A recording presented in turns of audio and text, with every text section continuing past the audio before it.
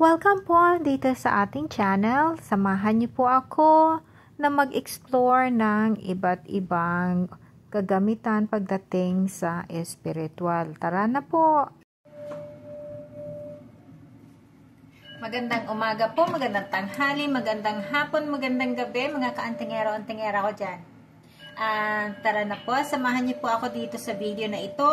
At Holy Week na po, so kaya hanap na naman tayo ng mga pwede nating gamitin. So, medyo po tago yung mukha ko kasi gusto kong i-focus itong pineapple.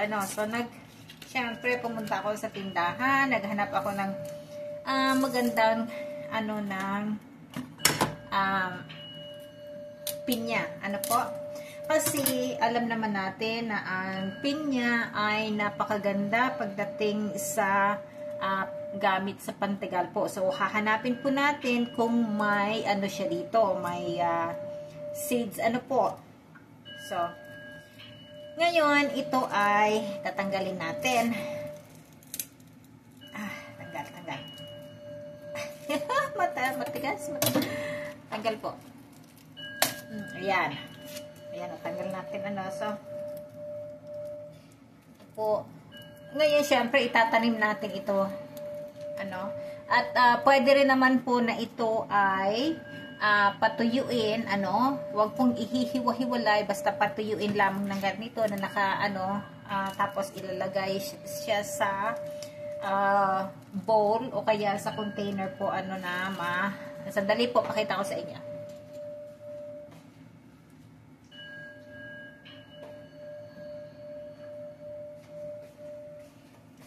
So, eto po, meron na pong container na unavailable. So, kung ito po ay tuyo na, ilalagay po sa loob, ganyan, tapos isasara. So, ito po ay magandang pang-akit ng pera kasi po ito ay tubo sa bunga ng pinya. So, syempre, alam naman natin na ang pinya ay talagang ganito ang itsura. Pero, mas maganda po at mainam na gamit ito sa pag-attract ng pera. So, ilalagay po, kung ito ay tuyo na, ilalagay po sa ganito. So, para sa akin, hayaan ko na po na nakaganito siya. Tapos, tatalian ko na lamang siya ng green. Para pag time na siya, isasara ko na lamang po. So, pero hindi po ito ang natin, ang topic natin. Ang topic po natin ay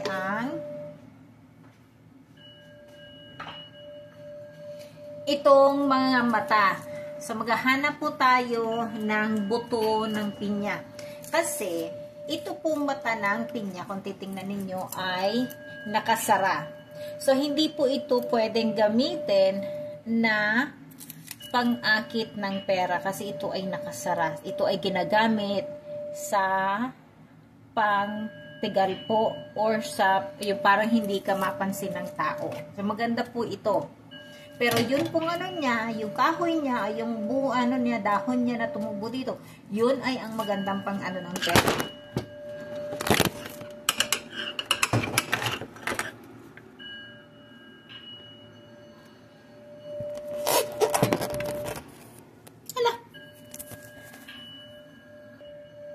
Balik tayo.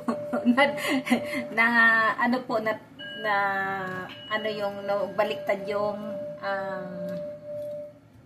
camera natin. So, anyway po, so, hahatiin, Kasi, ngayon po, ang paghahati ng pineapple ay lagi pong pang-apat. Kasi, importante po na hati siya na 4. Ayan. So, ito na po. Ayan, makikita natin ang laman niya. Titingnan natin kung mayroon pong mayroon buto.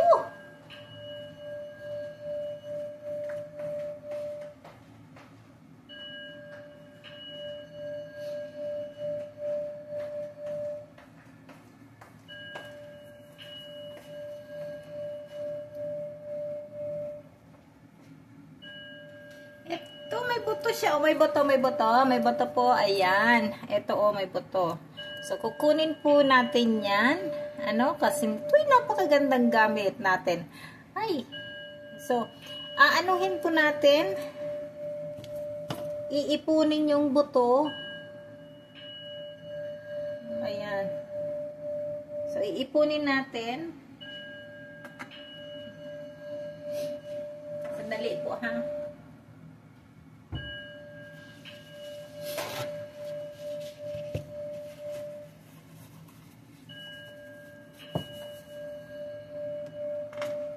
So, ayan yung buto. Lalagay natin.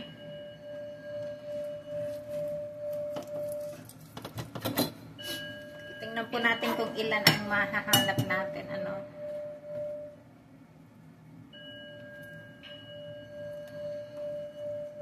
Ayan, meron pa. Ito.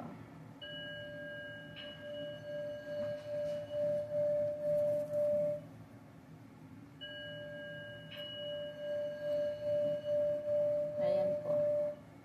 So, may dalawa na ako.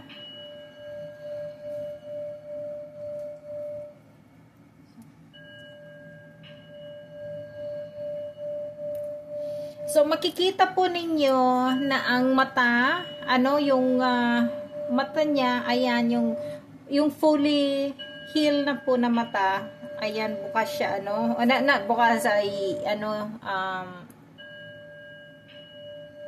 buo siya.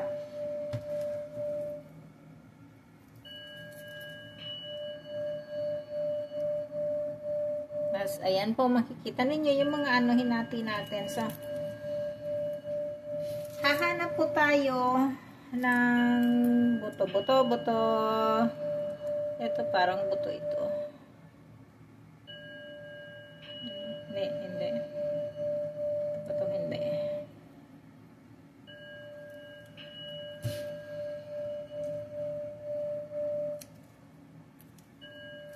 So,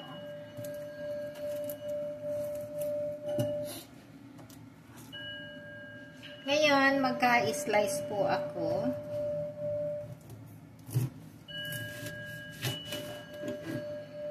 Titingin.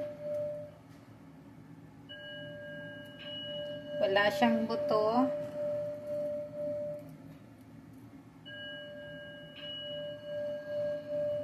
Walang buto.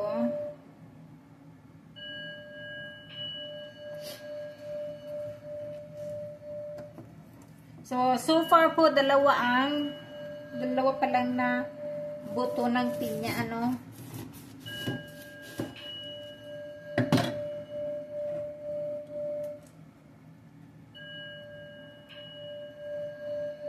Wala po.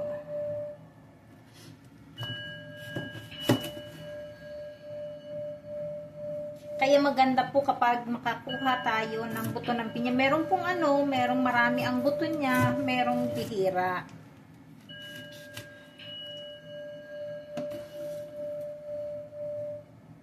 So tulad po nito, ayan, buto sana ito pero hindi na buo, ano, pero ang yung inano natin itong buo.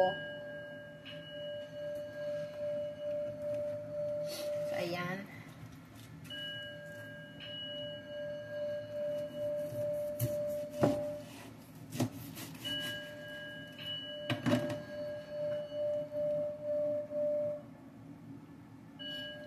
So, napakaswerte ko naman po kasi nung eksaktong hiwa ko, yung unang hiwa, talagang doon siya sa buto, ano.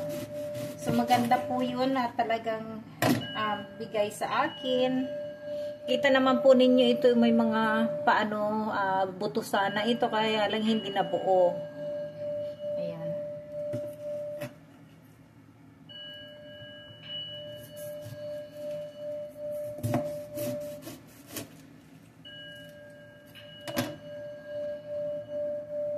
So, wala pong buto.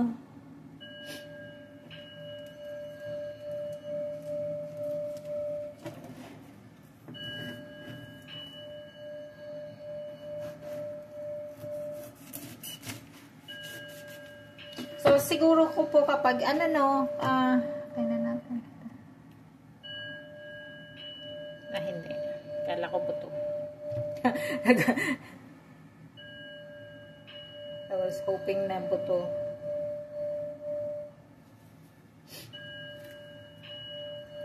So, siguro ko po kapag hiniwa na ng isa-isa, yung baka lumabas yung ibang buto. Pero, ganito po, hirap maghanap ng buto ng pinya. Siyempre, meron pong sagana sa buto, kaya maswerte yun. Pero ganito sa akin, dalawa pa lamang ang nakukuha ko. So, I think ito buto po ata ito. Itong maitim na ito, siguro buto ito. Ayan, buto nga. Ayan, buto. So, kaya po kapag hiniwa ko ito ng isa-isa, na yung, makikita na makakaswerte rin ako ng buto,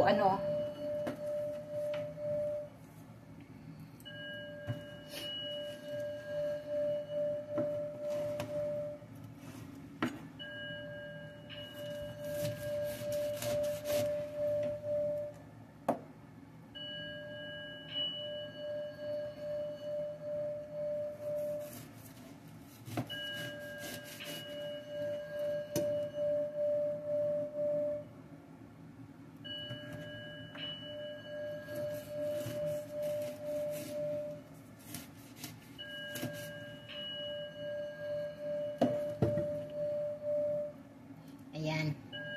So, iisa-isahin ko po yan. Pero so far, talagang ang nakuha ko lang po ay 3. Ayan, 3 siya.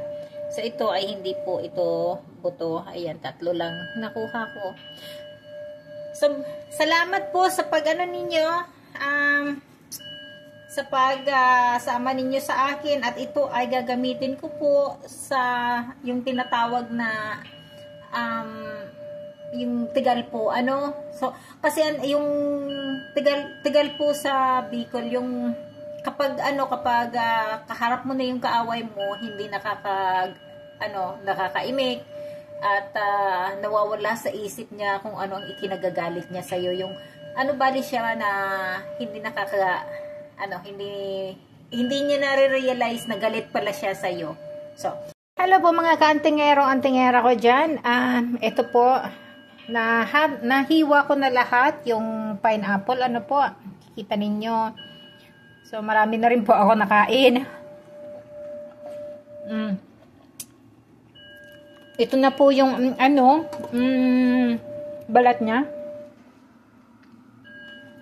At ito po, ang nakuha ko na buto ng pinya. So, 2, 4, 6, 7. So, 7 po ang nakuha ko na buto ng pinya. So, masaya po ako at na nakakuha ako. So, ngayon, ang gagawin ko nito, ilalagay ko po, i-dehydrate ko po, natin ito. An old-fashioned po na ginagawa nito ay pinapatuyo sa araw. Ay dahil sa walang araw po dito ngayon, kaya dito na lamang po ako sa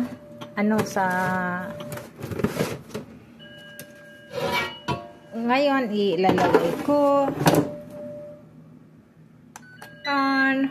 tapos ilalagay po dito yung dehydrate so i-dehydrate ko siya para matuyo siya. Ngayon i-on ko. So ayan, na po siya. So, matutuyo po siya na para din natuyo sa hangin or sa sa araw. Nga lang po, madali nga lang po. So, siguro baka it takes about 24 hours po dito sa nito, sa pag-dehydrate nito. Anyway, so ito pong itong buto na ito ay gagawin ko na mamaya. At syempre, ito ay kakainin. Tara, kain po tayo. God bless all po.